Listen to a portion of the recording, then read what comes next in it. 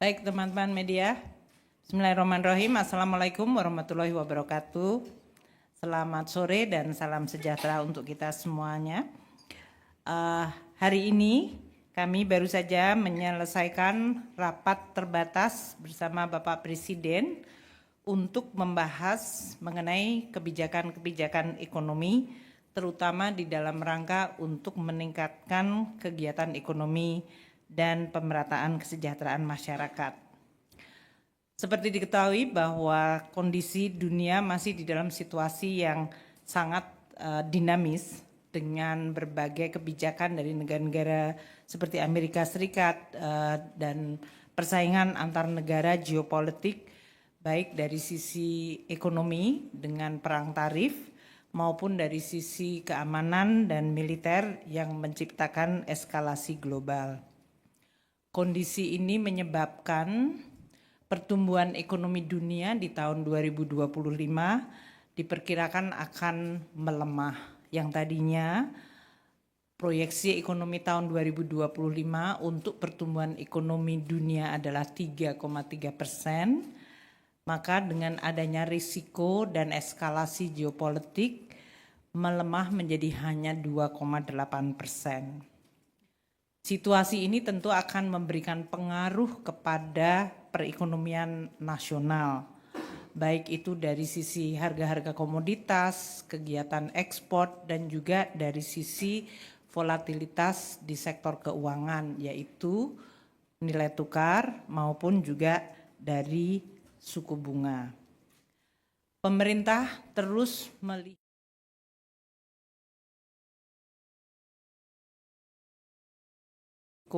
global tersebut. Berbagai langkah yang dilakukan, terutama yang akan menggunakan APBN, tentu juga dilandaskan kepada undang-undang mengenai APBN tahun 2025, yaitu Undang-Undang Nomor 62 tahun 2024, di mana pemerintah dapat melakukan langkah-langkah kebijakan, baik itu dari sisi belanja negara, pendapatan negara atau dari sisi pembiayaan untuk menghadapi ancaman yang membahayakan perekonomian maupun untuk menjaga stabilitas.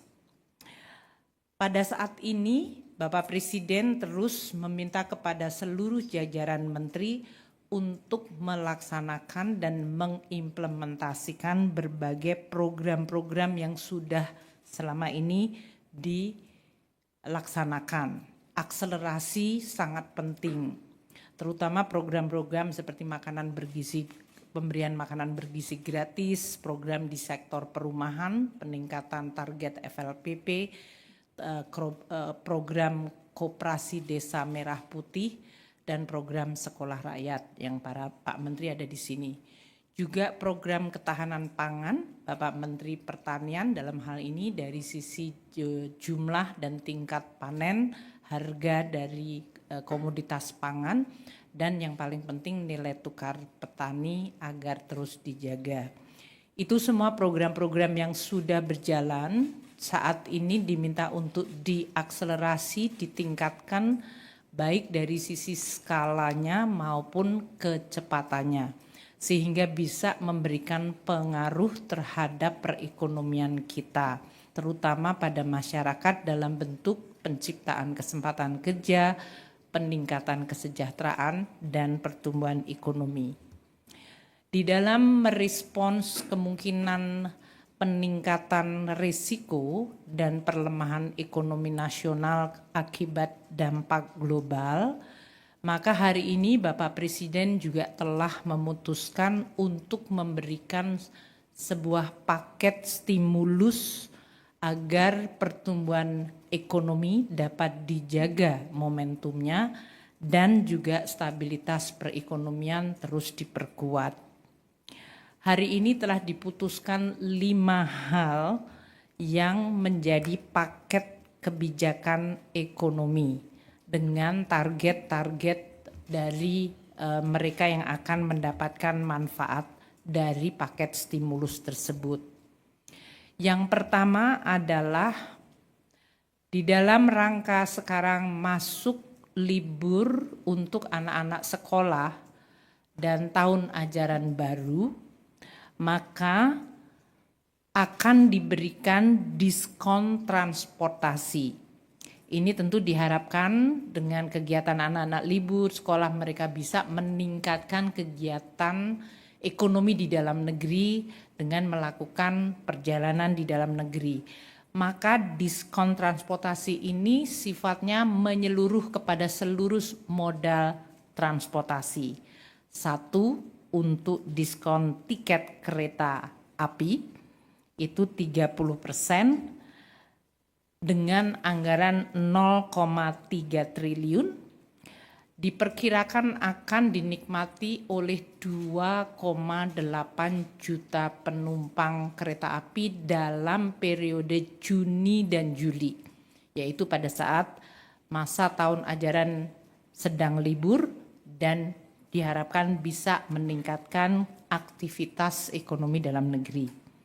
Yang kedua adalah tiket pesawat. Ini yang sudah kita lakukan pada saat Lebaran yang lalu. Maka kita melakukan sekali lagi untuk tiket pesawat kelas ekonomi PPN ditanggung pemerintah 6%. Dengan demikian harga tiket pesawat kelas ekonomi diharapkan bisa sedikit menurun. Ini anggarannya sebesar 0,43 triliun rupiah.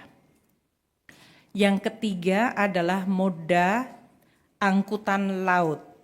Akan diberikan diskon tiket angkutan laut sebesar 50%. Dalam hal ini akan menggunakan anggaran 0,21 triliun untuk jangka waktu Juni dan Juli. Untuk tiket angkutan laut ini diperkirakan 0,5 juta penumpang. Kalau tadi pesawat terbang kelas ekonomi 6 juta penumpang. Dan ini semuanya dilakukan di bulan Juni dan Juli dengan keseluruhan total anggaran untuk tiket kereta api, tiket pesawat kelas ekonomi, dan tiket angkutan laut adalah 0,94 triliun rupiah.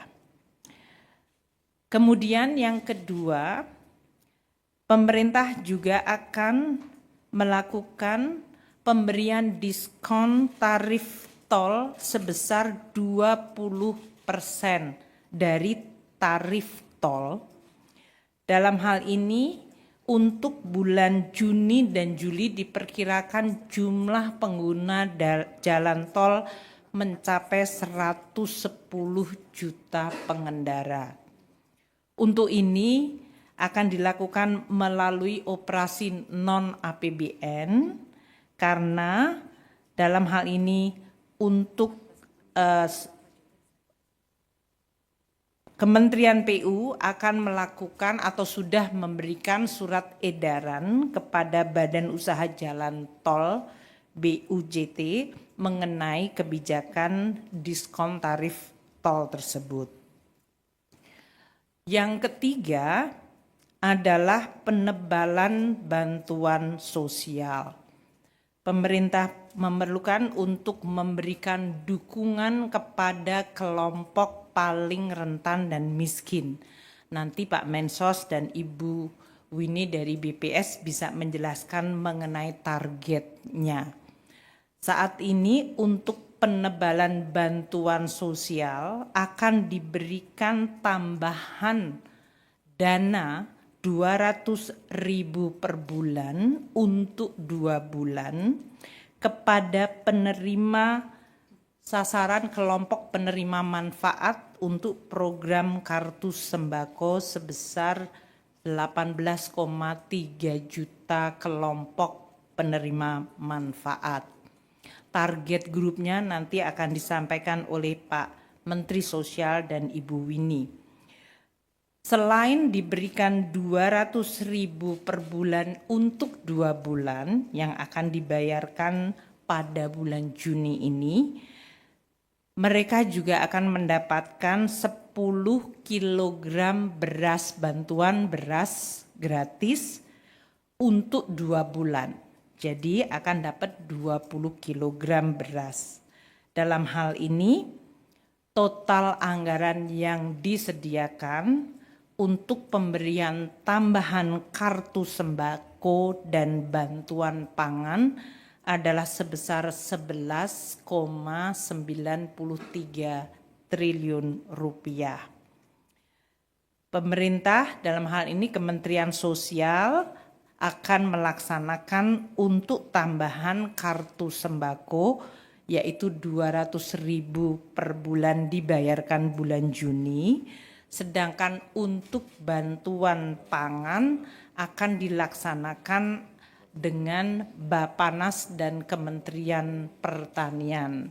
Pak Menteri Pertanian akan menjaga agar penyaluran beras bisa membantu kelompok paling miskin dan rentan tanpa menyebabkan harga beras turun di tingkat petani.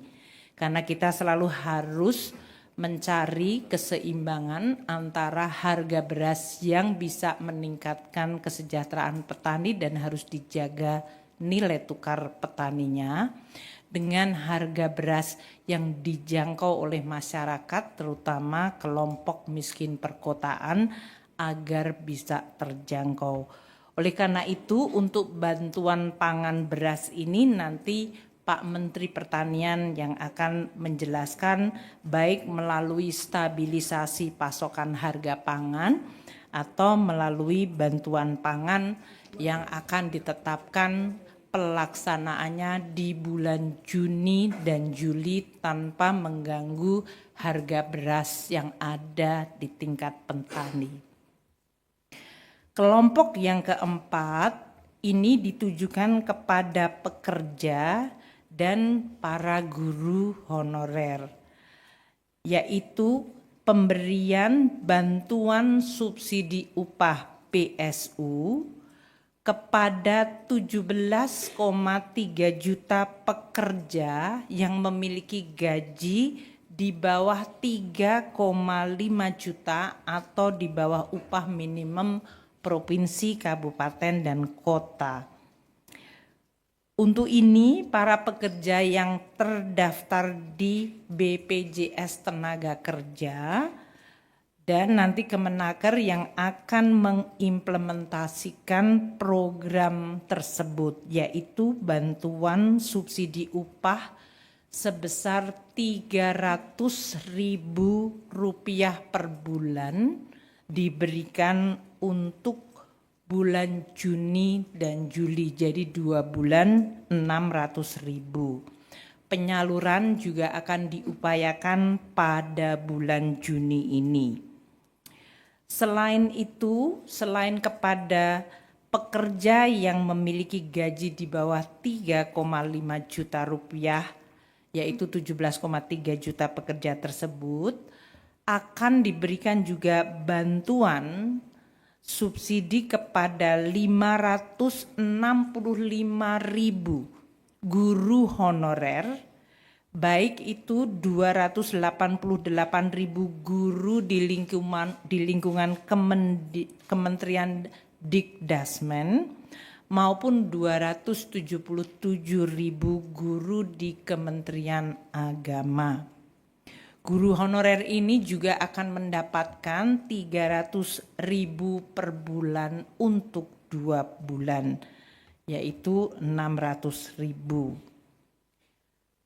Selain untuk pekerja dan guru honorer, di dalam paket kebijakan yang keempat ini juga akan diberikan perpanjangan diskon 50% untuk 2,7 juta pekerja di lingkungan 6 industri padat karya. Ini tujuannya adalah untuk kepada para pekerja di industri padat karya yang mendapatkan tekanan akibat berbagai situasi global dan persaingan ekspor bisa tetap mendapatkan jaminan kehilangan kerja dengan iuran yang hanya dibayarkan 50%-nya saja. Ini tentu anggarannya berasal dari non-APBN. Sementara untuk subsidi upah dan untuk guru honorer akan disediakan anggaran dari APBN sebesar 10,72 triliun rupiah. Itu adalah kelompok stimulus paket yang keempat. Dan yang kelima yang menyangkut diskon iuran jaminan kehilangan kerja. Kami melihat dari 17,3 juta ini per sektor tentu akan terkena pada sektor-sektor formal dan terutama pada pekerja yang upahnya di bawah 3,5 juta rupiah. Dengan stimulus ini dan akselerasi program-program pemerintah yang telah saya sampaikan tadi, jadi saya ulang sekali lagi, untuk sembako 11,97 triliun, nomor 3, untuk diskon transportasi 0,94 triliun, bantuan subsidi upah 10,72 triliun, dan perpanjangan JKK untuk diskon 50% 0,2 triliun rupiah selain diskon tarif tol yang akan dilakukan oleh badan usaha 0,65 triliun. Total keseluruhan paket ini nilainya 24,44 triliun rupiah, yaitu 23,59 triliun dari APBN dan 0,85 triliun dari non-APBN atau dunia usaha.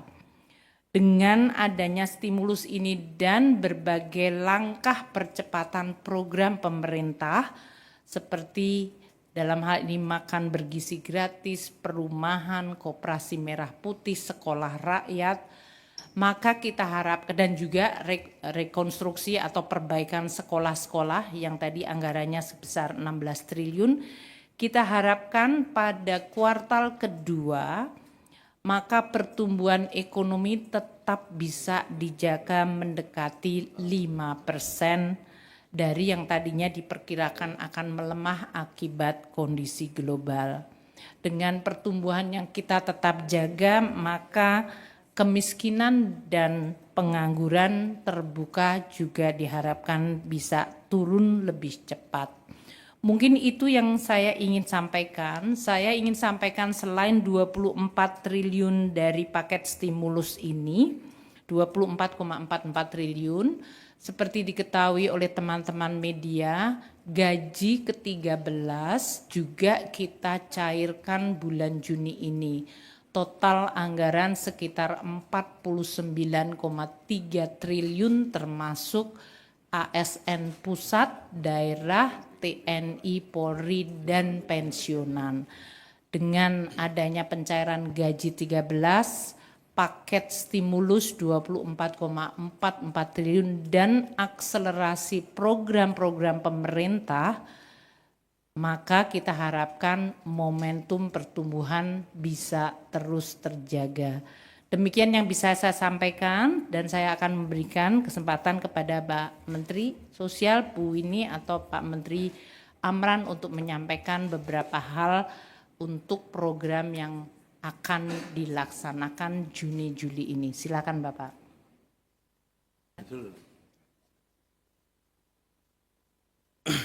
Assalamualaikum warahmatullahi wabarakatuh.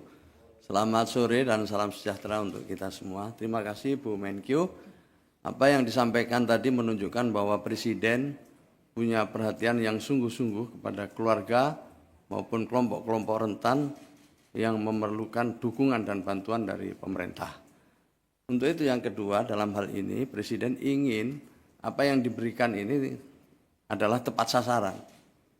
Sampai kepada mereka yang memang membutuhkan bantuan pemerintah dan berhak mendapatkan bantuan dari pemerintah.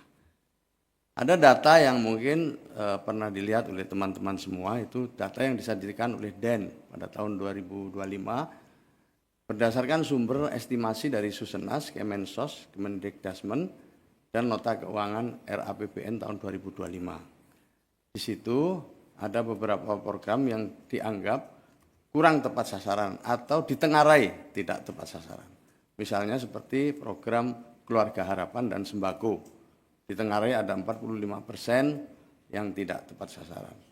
Untuk itulah dari awal Presiden memerintahkan kepada kami semua kita untuk konsolidasi data yang diberi tugas adalah Kepala BPS dan segenap jajaran. Di bawah arahan Ibu Menkyu dan Mensesnek, bekerja kami selama 3 bulan lebih. Akhirnya alhamdulillah Inpres keluar nomor 4 tahun 2025, jadi kita sudah memiliki data tunggal sosial dan ekonomi nasional yang wajib dijadikan pedoman bagi siapapun yang ingin menyalurkan bantuan pemerintah, baik kementerian, lembaga, maupun juga pemerintah daerah. Nah, dari hasil konsolidasi data itu, kita mencoba exercise ini, khusus untuk Kementerian Sosial dalam rangka menyalurkan bansos pada triwulan kedua. Dari hasil ground check kita bisa kita ketahui di sana ada 1.900.000 lebih yang disebut sebagai inclusion error. Mereka semestinya tidak dapat, tapi mereka selama ini mendapatkan bantuan. Ada juga nanti kelompok yang exclusion error yang mestinya dapat tapi tidak dapat. Dari itu ini singkat aja yang saya ingin menyampaikan bahwa keinginan kita untuk memastikan bahwa bantuan-bantuan tepat sasaran ini sungguh-sungguh sudah mulai dilaksanakan. Nanti Ibu Kepala BPS akan menjelaskan lebih lanjut. Kemudian yang kedua yang perlu sampaikan apa yang disinggung oleh Ibu Menkyu tadi soal tambahan bantuan, ya, tambahan bantuan untuk kelompok yang selama ini atau keluarga penerima manfaat yang selama ini memperoleh BNPT atau BPNT, bantuan pangan non tunai atau yang disebut dengan bansos itu. Jadi kepada 18,3 kpm. Selain itu juga akan ditambah beras sebanyak 10 kg yang nilainya tadi lebih dari 11 triliun. Dengan begitu Bapak Ibu sekalian ada 2 hal yang penting di sini. Pertama adalah perbaikan keluarga penerima manfaat dan yang kedua adalah penambahan yang menjadi bagian dari atensi Bapak Presiden kepada kelompok-kelompok penerima manfaat, khususnya mereka yang berada di desil 1, miskin dan miskin ekstrim.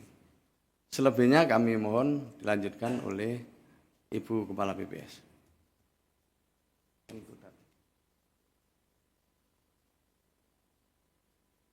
Assalamualaikum warahmatullahi wabarakatuh. Selamat siang Bapak Ibu semua.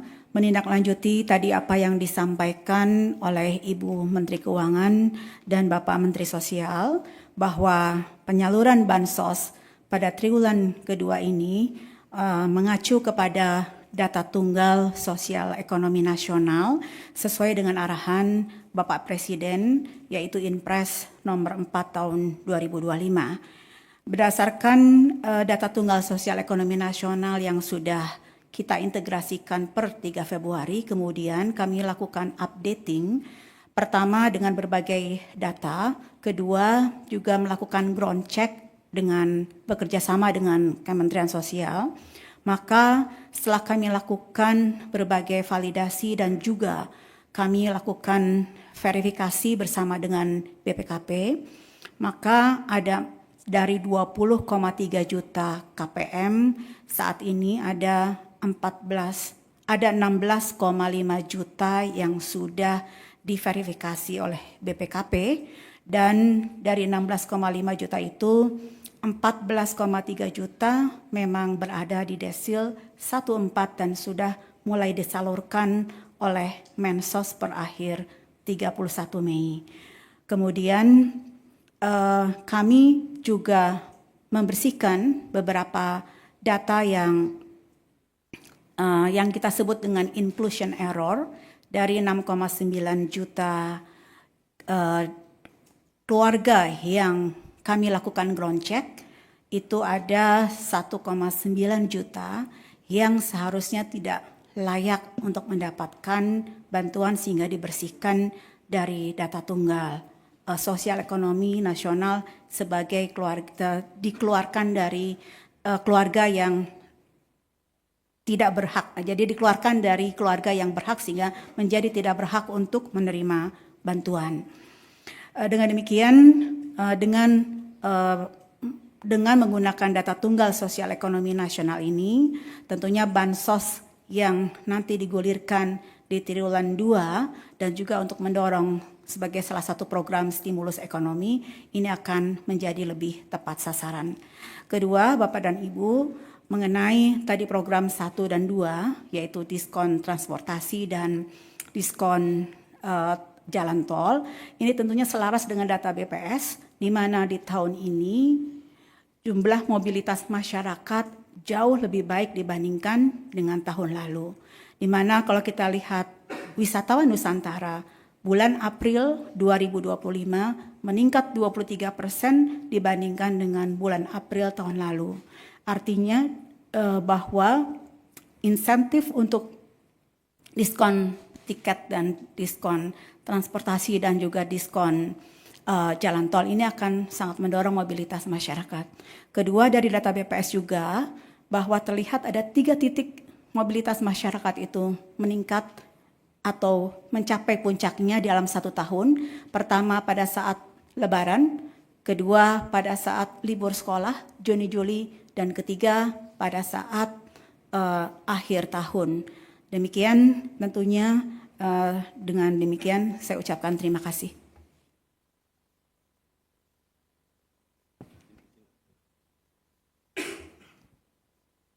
Terima kasih. Terima kasih. Assalamualaikum warahmatullahi wabarakatuh. Kami hanya menyampaikan 4 hal karena sektor pangan ini, tentang sektor pangan. Yang pertama adalah target dari Bapak Presiden sejak awal rencana kita swasembada 4 tahun, kemudian 3 tahun, mudah-mudahan tahun ini tidak ada impor. Stok kita sekarang ini ada 4 juta ton lebih, tertinggi selama 57 tahun, dan pernah kita capai 3 juta ton yaitu tahun 1984. Kemudian target dari Ibu Menteri Keuangan. Ini Ibu Menteri Keuangan kalau beri anggaran harus ada hasil. Adalah NTP 110. Alhamdulillah sekarang ini bulan Mei NTP-nya naik 121. Jauh lebih tinggi dibanding tahun lalu pada bulan yang sama, 116.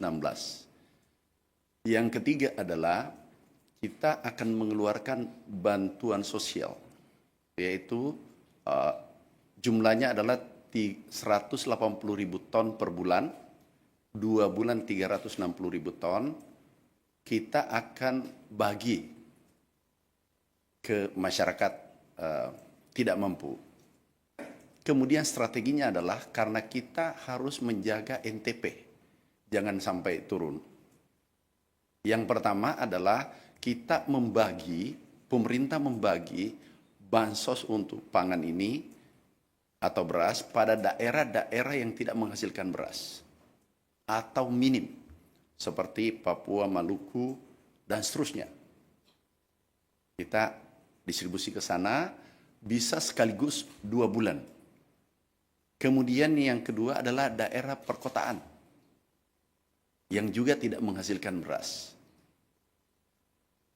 Yang ketiga adalah daerah penghasil khusus di Pulau Jawa harus kita lindungi. Kita melihat kabupaten yang harga beras sudah di atas HPP yang telah ditetapkan oleh pemerintah. Ini strategi kita lakukan untuk menjaga harga di tingkat petani tetap baik, juga di tingkat konsumen juga tetap baik. Sekali lagi, alhamdulillah sekarang sektor pertanian pertumbuhan NTP-nya cukup baik dan stok kita cukup aman karena yang kita akan keluarkan hanya 360.000 ton dan kemungkinan bulan ini serapannya bisa 400 sampai 500.000 ton. Terima kasih. Wassalamualaikum warahmatullahi wabarakatuh. Bu Menteri. Ibu Menteri. Silakan.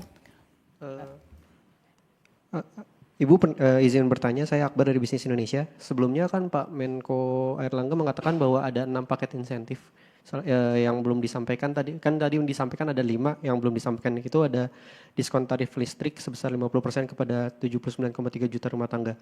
Ya. Itu kenapa jadi tidak ada ya Bu? Apakah ada pertimbangan tertentu mengapa diskon tarif listrik ini akhirnya tidak dilakukan? Terima kasih. Kita sudah rapat di antara para menteri dan untuk pelaksanaan diskon listrik ternyata untuk kebutuhan atau proses penganggarannya jauh lebih lambat. Sehingga kalau kita tujuannya adalah Juni dan Juli, kita memutuskan tidak bisa dijalankan. Sehingga yang itu digantikan menjadi bantuan subsidi upah. Jadi kalau kita lihat waktu desain awal untuk subsidi upah, itu masih ada pertanyaan mengenai target grupnya, karena waktu ini kan bantuan subsidi upah pernah dilakukan pada masa COVID. Waktu itu data di BPJS masih perlu untuk dibersihkan, sama seperti tadi data Zen.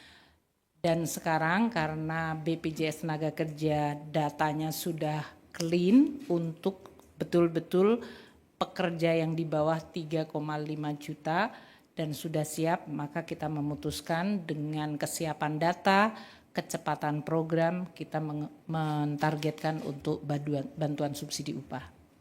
Ya. Siap. Terima kasih Bu. Saya Emir Bu dari CNBC Indonesia. Mau tanya terkait dengan diskon tarif tol itu kan sifatnya sukarela Bu ya kepada BUJT.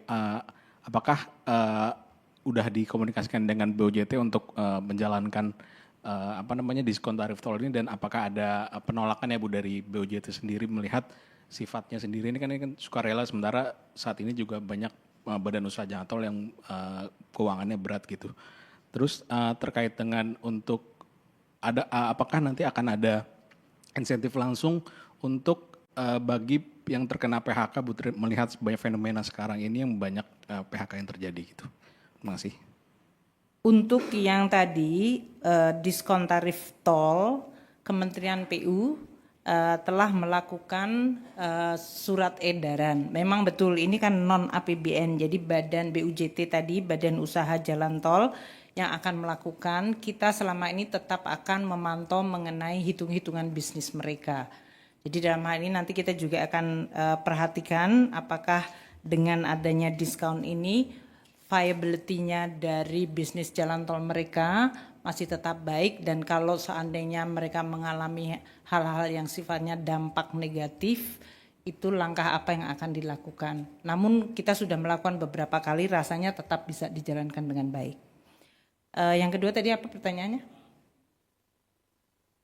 Oh, untuk yang PHK. Ya tadi memang yang berhubungan dengan pekerja di industri yang labor intensif yang kita berikan adalah kemungkinan kalau terjadi kehilangan pekerjaan, mereka mendapatkan jaminan kehilangan pekerjaan. Dan ini iurannya kita berikan diskon 50%. Untuk diketahui saja oleh teman-teman bahwa untuk JKK ini APBN sudah memberikan top up bantuan supaya BPJS bisa memberikan JKK untuk para pekerja yang kehilangan pekerjaan dengan sekaligus mengambil JKK tersebut. Sehingga ini tetap BPJS Kesehatan Keuangannya tetap ada, APBN memberikan dukungan langsung, dan para pekerja yang mengalami kehilangan pekerjaan akan diberikan juga jaminan kehilangan pekerjaan. Pemerintah terus akan mengakselerasi berbagai program-program yang bisa menciptakan kesempatan kerja. Tadi telah diinventarisir. Pertama, untuk anggaran bagi rehabilitasi sekolah. Itu dilakukan untuk Kementerian Dikdasmen, renovasi sekolah, itu akan segera dilakukan untuk sekitar 300.000 sekolah dengan anggaran 16,9 triliun. Ini sudah mulai dijalankan. Yang kedua, Menteri PU juga akan mengakselerasi pembangunan irigasi, ya Pak Menteri, dalam hal ini untuk mendukung ketahanan pangan. Ini juga proses anggarannya sudah dilaksanakan untuk segera bisa dilaksanakan konstruksinya pada bulan Juli atau paling lambat Agustus sebelum musim tanam yang tadi Pak Menteri Pertanian itu 12 triliun rupiah. Dan juga untuk sekolah rakyat itu ada 100 titik plus 100 dari swasta dengan jumlah murid 10.000. Ini di luar yang tadi saya sudah sampaikan mengenai Koperasi Merah Putih, kemudian program untuk akselerasi pembangunan dan kepemilikan perumahan untuk masyarakat berpendapatan rendah, yaitu 2 juta upgrading rumah plus 350 FLPP untuk masyarakat berpendapatan rendah. Itu 84 triliun anggarannya sendiri. Jadi banyak program yang dibiayai APBN langsung yang diharapkan bisa memberikan kesempatan kerja kepada masyarakat, yang ini diharapkan bisa menurunkan berbagai ekses dari persaingan di tingkat global terutama untuk industri padat karya.